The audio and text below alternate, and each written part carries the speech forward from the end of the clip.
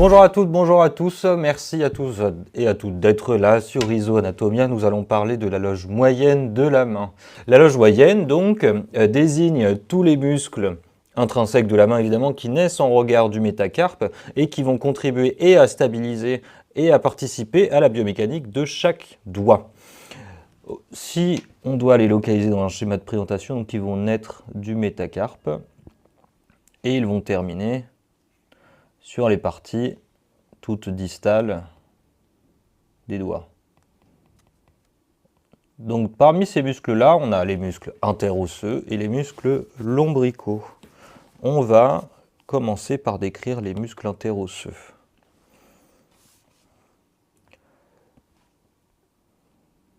Donc on fait une petite coupe. Alors on a simplement coupé la partie proximale des métacarpiens, simplement pour mettre en évidence leur trajet et leur configuration. Donc ici on a M1, P1.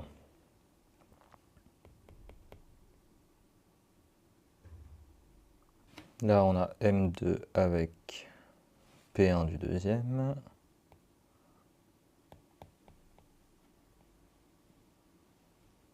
Ici le troisième doigt.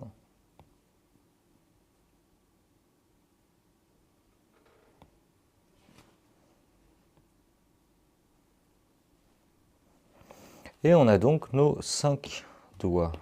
Ensuite, donc on commence par placer déjà les interosseux dorsaux. Donc ils vont relier deux métacarpiens adjacents au niveau de leur face médiale ou latérale.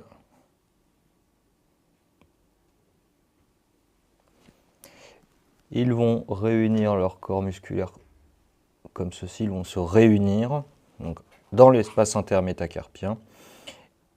Ils vont avoir une insertion sur la phalange proximale,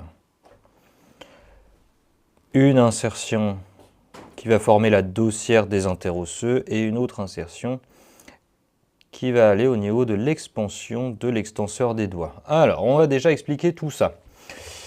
L'insertion sur la première phalange, elle est du côté du métal le plus proche de l'axe du corps. Ça veut dire que pour le premier interosseux dorsal, entre le premier et le deuxième métal, l'insertion sur P1 sera sur celle du deuxième métacarpien. Par exemple, entre le troisième et le quatrième, donc ce sera le quatrième interosseux dorsal,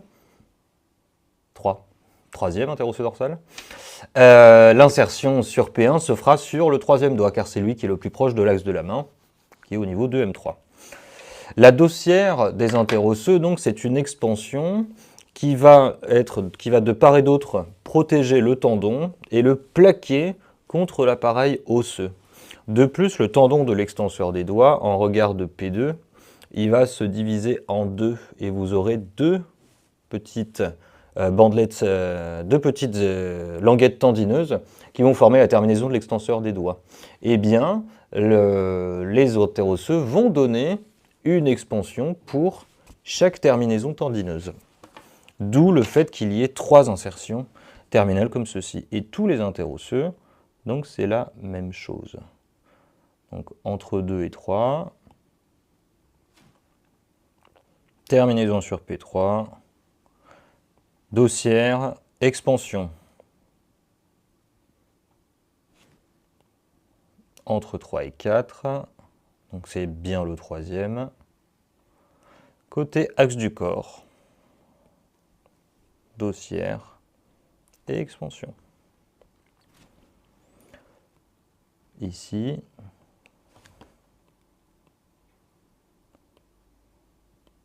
les deux insertions se réunissent et terminaison côté axe du corps, une expansion pour la dossière, une expansion pour la terminaison de l'extenseur des doigts.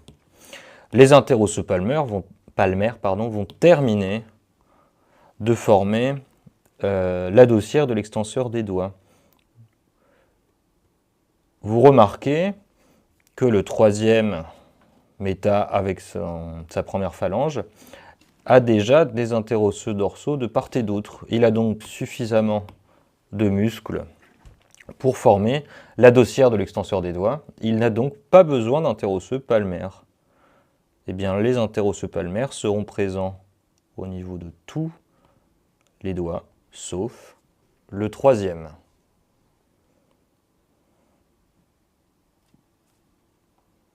Et vous remarquez que donc leur terminaison phalangienne, comme ceci, elle se termine également côté axe du corps.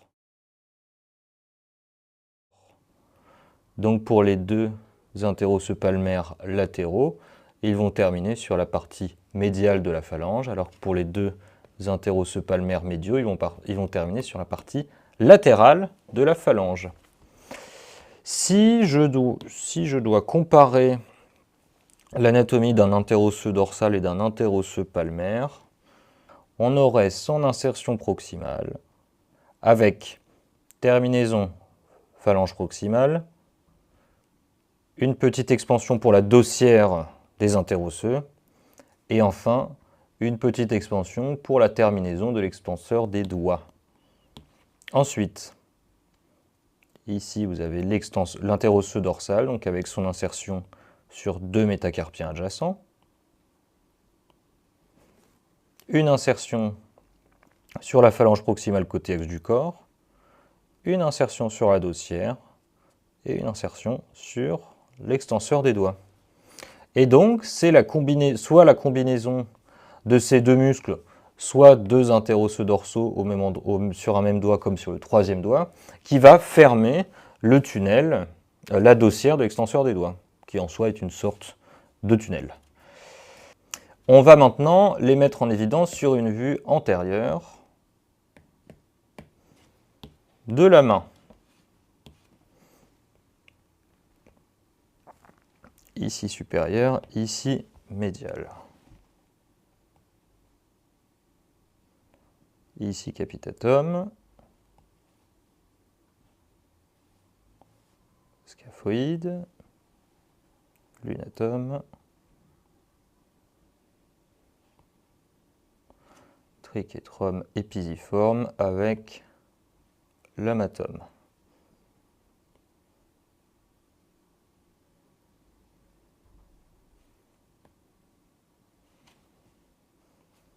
Alors rapidement, je dessine les métacarpiens.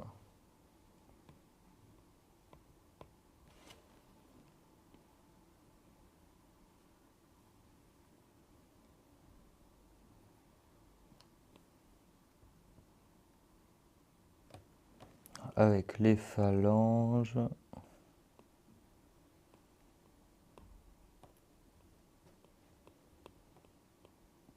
Ensuite, donc, on va mettre en évidence dans un premier temps les interosseux dorsaux.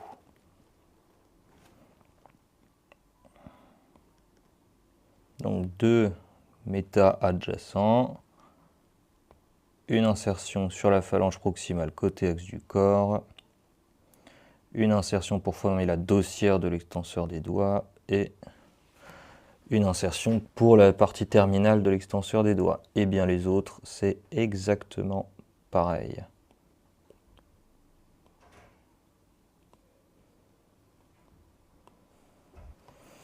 Pour les interosseux palmaires, donc, ils vont contribuer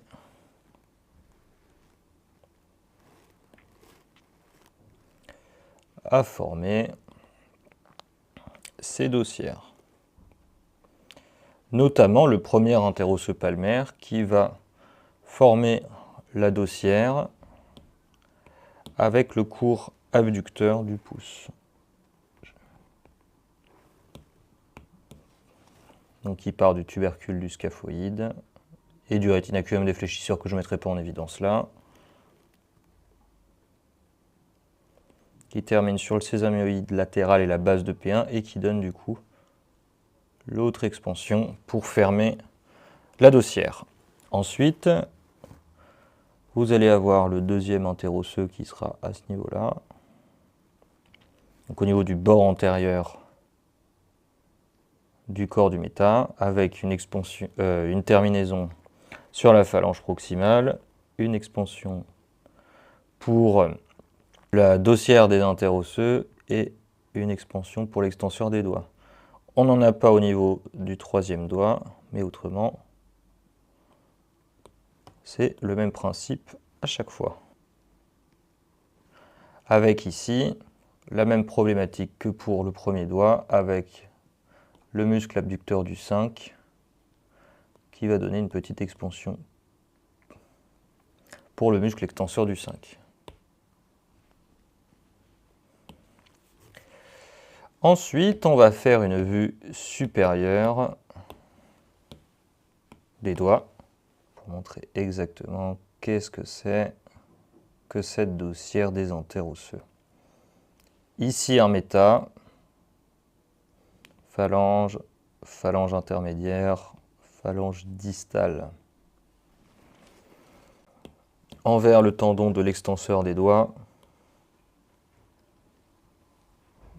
donc qui termine bien sûr au niveau de P3, qui à chaque fois va donner une petite expansion, une petite insertion sur chaque phalange, et en fait la terminaison elle est comme ceci, elle se dédouble.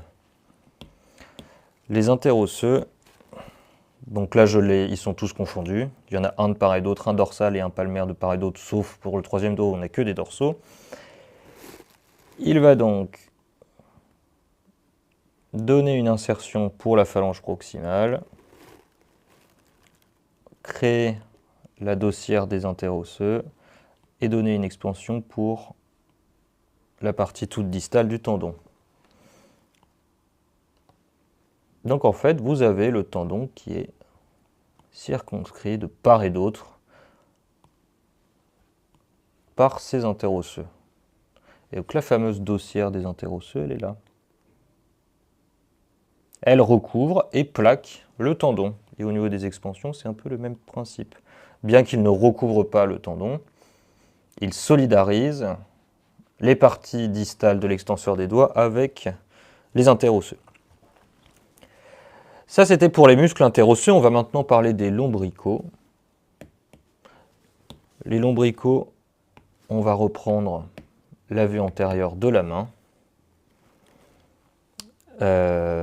On va juste enlever les muscles interosseux pour faire apparaître, au final, j'avais dit que je ne le dessinerais pas, je le dessine.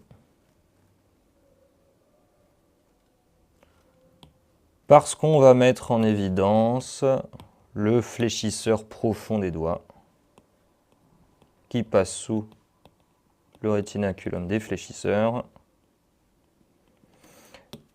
Les lombricaux, ils vont naître du bord latéral du fléchisseur profond des doigts et vont aller jusqu'au tendon de l'extenseur des doigts.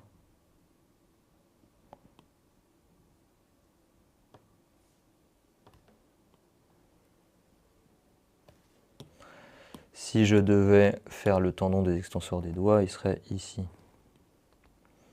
Pas très précis, parce qu'il est visible soit sur une vue postérieure, soit sur une vue latérale, et c'est ce qu'on va faire tout de suite. Ces tendons, ils servent notamment à ce qu'on appelle la proprioception, la faculté du corps à se repérer dans l'environnement et à s'équilibrer. Eh bien, les lombricaux vont notamment servir à ça. Hop, métacarpien, phalange, intermédiaire, proximale intermédiaire et enfin la phalange distale. Envers l'extenseur des doigts,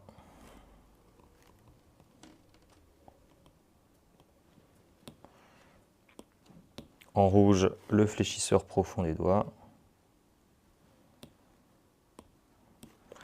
et en orange les lombricaux, donc qui naissent du bord latéral du fléchisseur profond des doigts et qui vont terminer en regard de l'interphalangienne proximale sur l'extenseur des doigts. Donc ils vont relier l'appareil fléchisseur et l'appareil extenseur. Ils vont contrôler notamment la précision du mouvement.